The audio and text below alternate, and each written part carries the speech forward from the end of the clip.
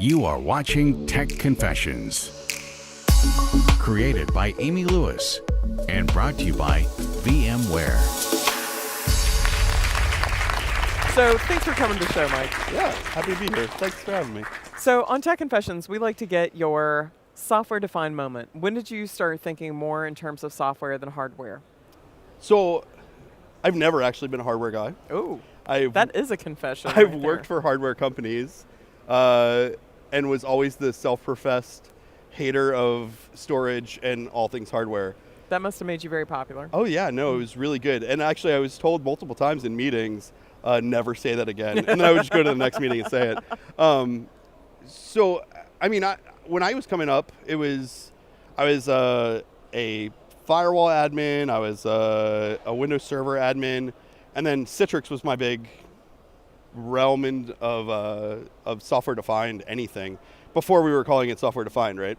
But we had huge Citrix farm, like a couple thousand servers, and I realized really early on the easiest way to deploy and manage that was first virtualization, but also scripting everything, because with 5,000 some servers, it was impossible to manage that all by hand.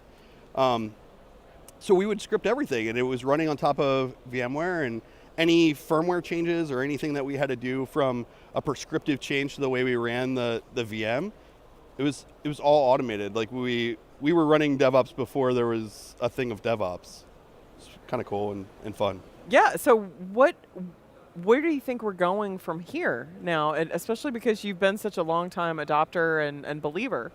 I'm a big proponent of infrastructure as code, obviously based off of career choices a little bit, but I think the path forward is as we decouple the application more and more, and more from decoupling it from an OS even, and we see this shift with containers, we see it with the serverless shift.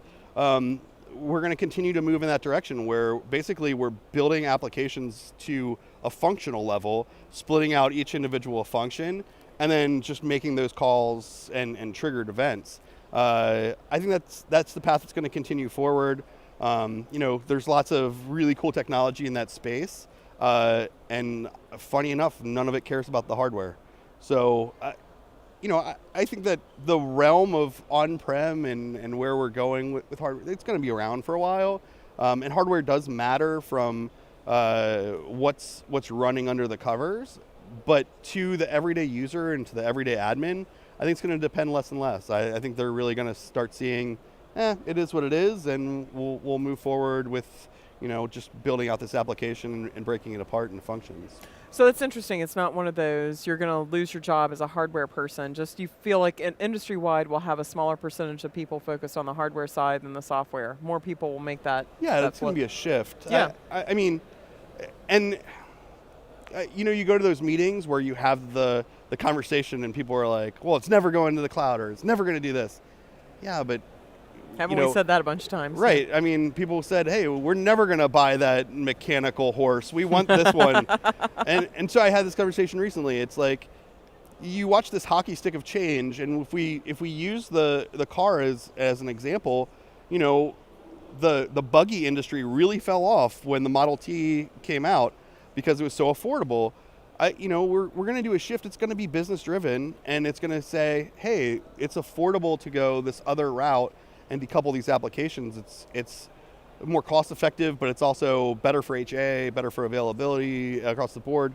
And you'll start seeing the move. And hopefully people are wise enough to realize, hey, we need to move in that direction. That buggy manufacturer, his people went and started building on the forward line, right? So you're going to see the migration into application manufacturing, and it'll happen. And it's funny because the other thing you're sort of bringing up, this isn't just a vendor marketing push. This is so much more a consumer-driven with the advent of the Model T sort of analogy, right? Yeah. This is you're not the only one who wanted to scale and grow. Are you hearing a lot more from your customers in regard? Yeah, I mean, I think that's. With any cloud company, they're going to be customer driven on bringing services in. The storage companies and the hardware companies are the same, but they can only do so much, right? You can only build so big of a card to connect in through. At some point, right? There's physics that come into play.